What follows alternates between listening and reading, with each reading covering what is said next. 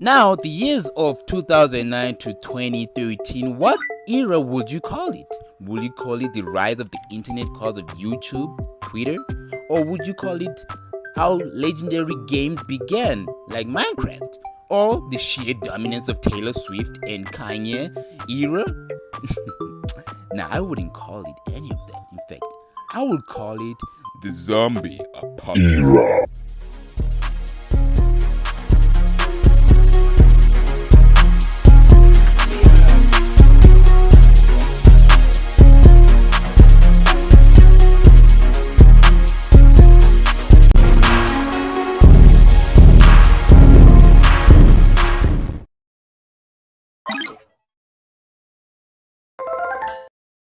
Within this timeline, zombies were the rage. I mean, who can blame them? If you could just put yourself into this scenario of like you're the MC in the survival setting and you're that guy who has the shotgun and who calls the shots. I mean, how cool is that?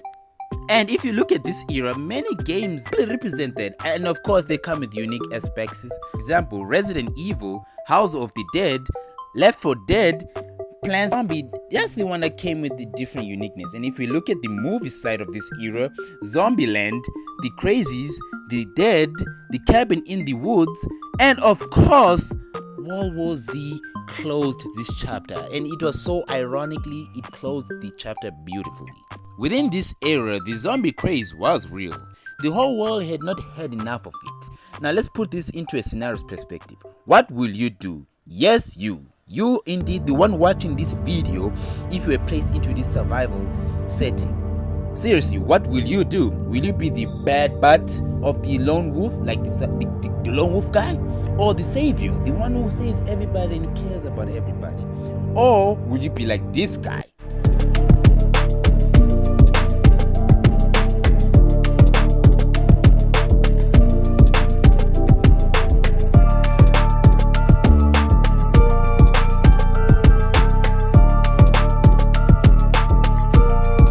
Well, fun fact, guys, the first zombie movie to ever actually exist is called The White Zombie, made in 1932. Well, the general concept and the plot of the movie is about a woman named Marge who is turned into a zombie. So she is literally the mother of all zombies. Movies. Get it? Because she's a woman and... Okay, and the movie influenced the general concept that we all know and love to this date. No applause? Yeah. Thanks, Jeff. Thanks. Thanks. I don't think we needed that, but yeah. Like the saying goes, nothing lasts forever. And how poetic that the movie World War Z closed such an era. Yes, it was released on 2013. The end of the popularization of literally zombies as a whole concept. Now, don't get it twisted, me thinking the zombies are irrelevant and all.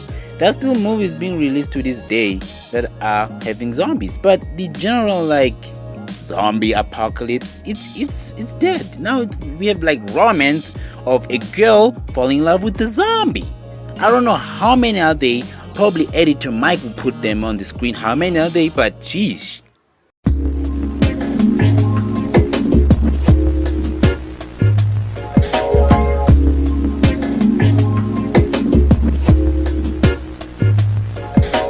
The movie is technically what you can call a live adaptation of the book World War Z by Max Brooks. You probably know him from his famous books such as The Zombie Survival Guide, Devolution, Minecraft the Island, Minecraft the Mountain and Official. Is that even true? Is this real? Yes. Okay. I gotta read the summary and check how it is, at least the synopsis, or even this chapter 1.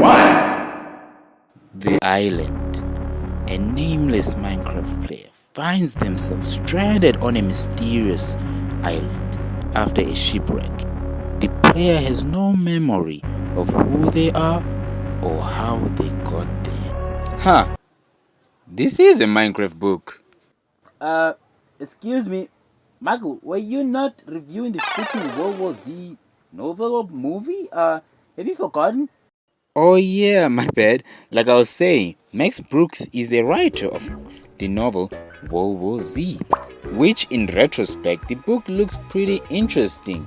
It's pretty much a fictional oral history of how the zombie apocalypse negatively impacted the world. Hence the name World War Z. It was a literal World War zombie apocalypse. The general plot of the novel presents itself as a collection of interviews from survivors, military personnel, politicians, families that got impacted by the war, and various countries. Yes, different countries are involved. It's not only America. Shocking. Which, reading the short synopsis, it provides a different outlook on the event of being in a zombie apocalypse in the literal sense. Instead of the classic of I am that guy with 1 bajillion aura who has a shotgun and every girl that I meet my way becomes my wifey, or even the classic people who are literally trained to kill the soldiers, they fail, but a random bunch of teenagers or civilians who survive the first wave find a cure and literally kill an entire race of zombies. But no. The novel actually shows you what war actually does to people and how the zombie apocalypse wouldn't be a fly-by-night easy defeating thing. No. It is war, and when there's war, there's a lot of bloodshed and tears. Alright viewers, I have created here a checklist for you to see why the movie and the novel are not the same thing. In fact, they do not have anything similar to each other to make the movie the live adaptation of the novel.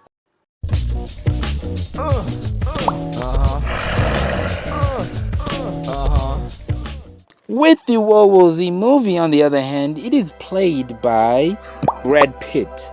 Well, Brad Pitt plays a former United Nations employee named Gary. But I'm gonna still call him Brad Pitt because we all know who's Brad Pitt, right? Brad Pitt, a former United Nations employee and now turned into a family man who cooks and cleans for his family. Truly a masculine man right there. A little information that you need to know about our MC right here is that he has 2 daughters, a wife, and he loves them.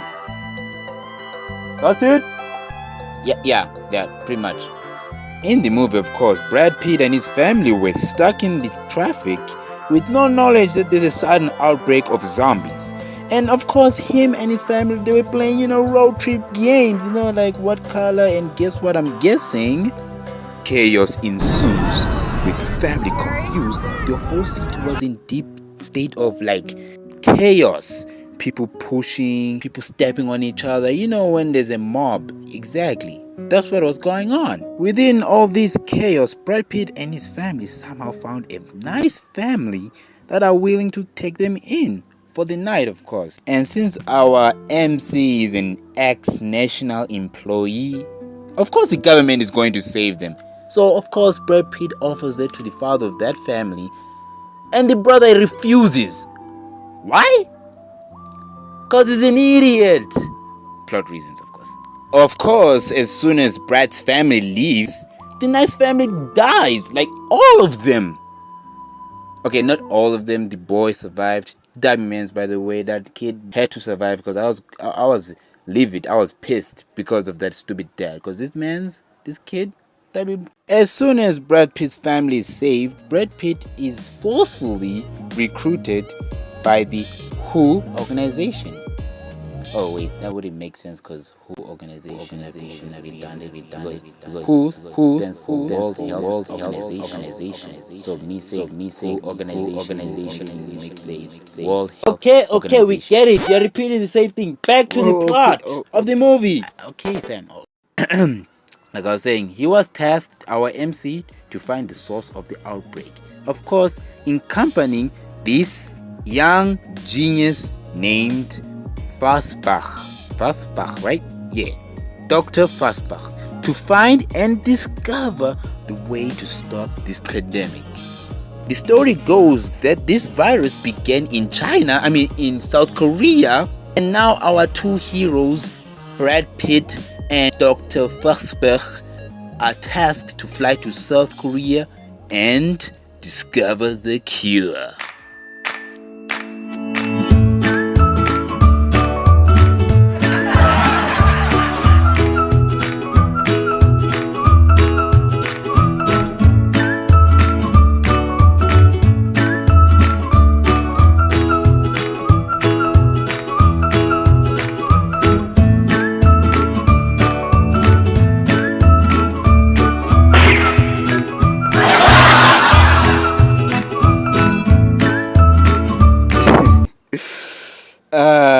Bro proceeds to die. Like that, bro. Yeah, bro died like that. I bet you didn't expect bro to die like that. Roll a clip of him dying again. Since our only hope has passed on, Brad Pitt has to push on his own. So he finds a former CIA operative who provides him a little bit of intel on where the outbreak began, And of course, they discuss the possibility of finding the immunity of the zombie infection, since this is a virus. So since this is a virus, the CIA agent tells Brad Pitt about how the Israel nation knew before everybody and decided to build a wall to combat against this infection or zombies. So Brad Pitt, of course, with knowledge of that, he chose to fly to Jerusalem. When bro gets there, it actually worked. The wall thing actually worked. It's keeping bay of all the zombies away from the people. It's literally uninfected. Hopefully it's not going to come down like the walls of Jericho or something and like, come on, it's not gonna happen, right? Brad Pitt meets a high Israel official named Jagen Wabra. I'm not gonna try. Here's the name up on the screen. Of course, this high official yaps about the country's measures to protect its citizens and shares a little info of how zombies behave. Then there's this beautiful scene of Israel people and the Palestine people coming together and singing Kumbaya.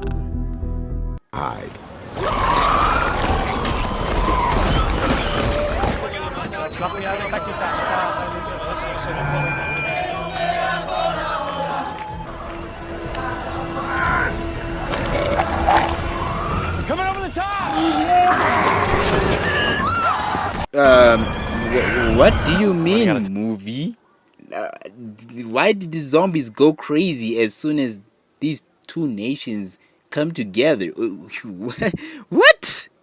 Besides the message that the movie is sending that I don't even want to talk about, chaos ensues and Brad Pitt sees something interesting. Something is hinting. You know what? I think I'm wrong.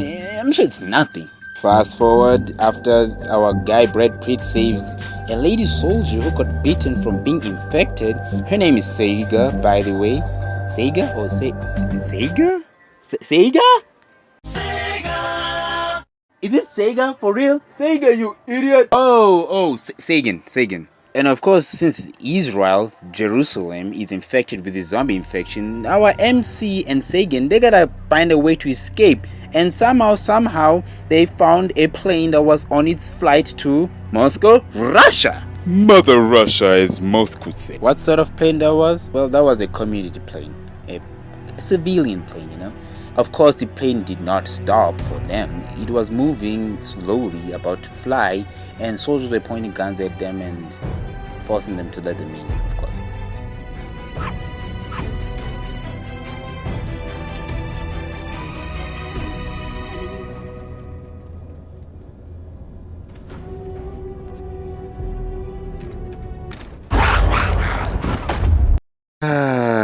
My question is, how did nobody notice there was a zombie in a plane? Did the zombie just spawn in there, or does said person get infected and turn into a zombie in the toilet?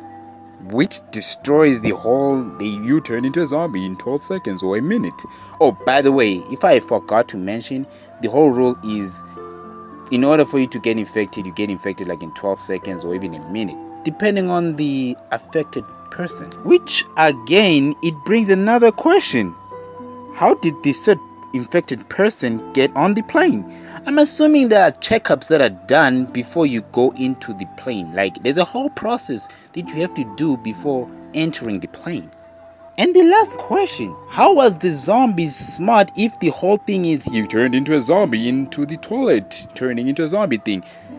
Was the zombie that intelligent enough to just keep quiet enough so that nobody could figure out that it's in there and wait until that person, whoever, opens and it jumps out? So many questions. Now, of course, panic ensues because our innocent civilian people are being attacked by a zombie, and our MC does what? What does it do? You telling me brother blows up a plane? For real? What?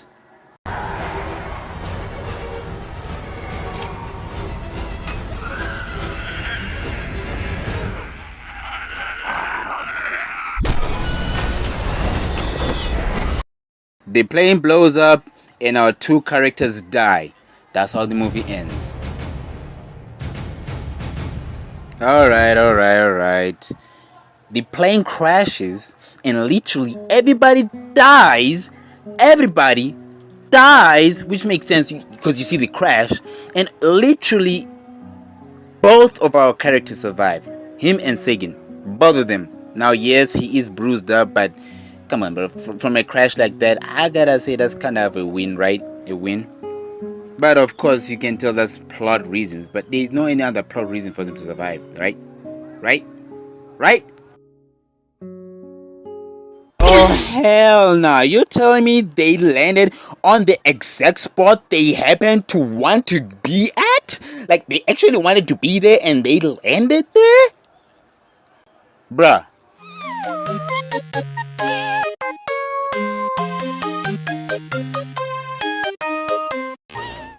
Well, to be honest with you, viewer, the last scenes of this movie, they take a weird shift. Like from an action blockbuster horror film, horror with quotation marks of course, to a silent film of survival and keeping quiet. It really took a different shift. In fact, the ending was quite boring, quite frankly. I nearly fell asleep and I was lying on the couch watching it on my phone.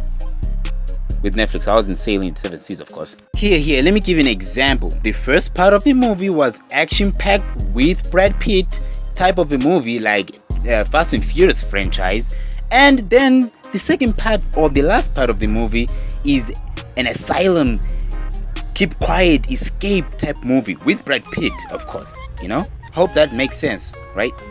And of course, the ending of the film is them finding the cure, and the cure is to sicken everybody because the zombies, they are like a virus. They just want healthy bodies. But if your body is not healthy and you're infected, if you got germs, then you'll be alright, as it was hinted in the earlier scenes.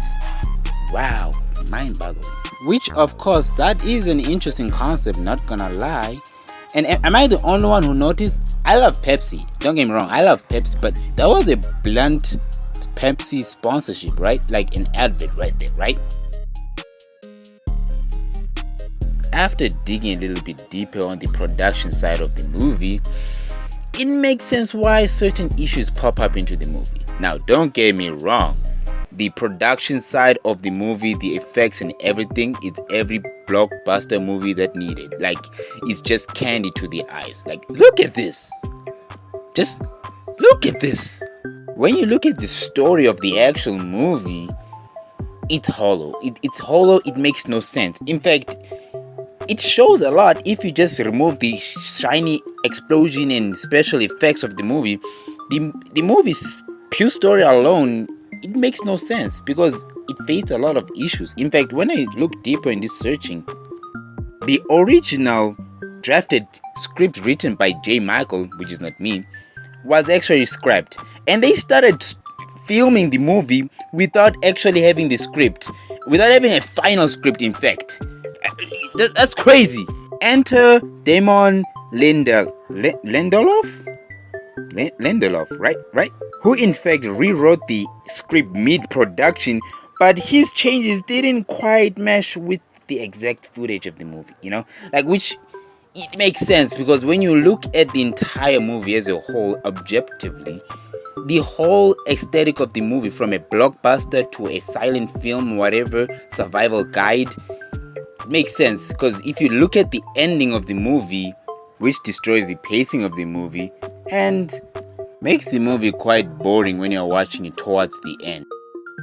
The film also faced directorial changes, a lot in fact, because one of the directors, Foster, wanted to focus on more character development, character-driven stories, while the producers wanted the Hollywood magic. Which, of course, in the final product, it results in a clash of creative visions, Despite the movie facing a lot of chaotic production issues, it grossed a lot of money. In fact, it made $540 million worldwide, which in my own book I will say it's a W. And what do I think of the movie? I loved it personally. It may not be character-driven, deep plot, life-changing type of a movie, but it surely does what it's meant to do, entertain. It's one of those switch off your mind brain movies where you just watch and let the colors fly. Yes, of course you might get bored by the ending, but trust me, it's a pretty fun movie. And truly, WWZ was a poetic close to the world of zombies, for them to be forgotten and lost to time. Michael, did you forget about zombie romance movies? Like Warm Bodies? You remember the one that we watched? Oh yeah, how could I forget about that?